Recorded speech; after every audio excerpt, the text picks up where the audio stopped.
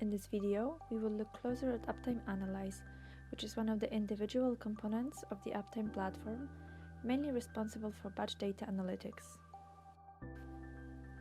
The first step is to upload different datasets in the Uptime platform. To upload a dataset, the user can enter the name of the dataset, select where to store it, which factory and production line it refers to, and provide a short description about the dataset. Then, the user can upload the file in a CSV format. In the next step, after uploading basic metadata, a semi-automatic mapping is performed between the source of the dataset and the equivalent uptime concept. The predictive maintenance data model defined in the uptime based on different predictive maintenance standards. The user is informed that cleaning and normalization rules will be applied on the dataset whenever applicable. Here the user can see different datasets which have already been uploaded. The user can load a certain dataset and have an overview of the explanatory data analysis to see not only the mean, minimum and maximum values, but also to look into the details of the data the user would like to visualize, such as the interruption categories and duration.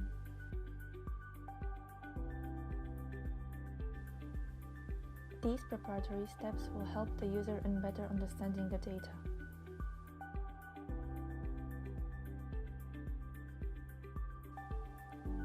After data exploration and analysis has been performed on the data scientist interface of the platform, the user can have a look on the descriptive analytics, including statistics that are calculated, different interactive diagrams that depict the performance timeline, the overall performance in perspective, planned versus unplanned downtime, the number of interruptions and failures per machine, daily interruptions and breakdowns, events that happen in the factory, mean time between failures and mean time to repair, the different types of interruptions per machine, the actual downtime and the failure rate distribution.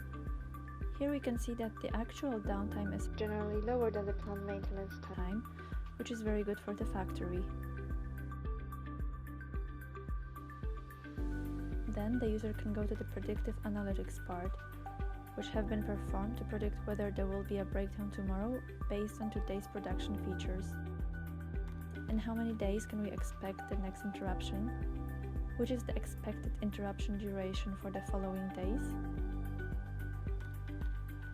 Which are the common features that days with breakdowns exhibit?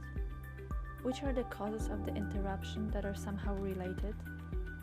And lastly, the user can observe which are the causes of interruption that are related with specific machines.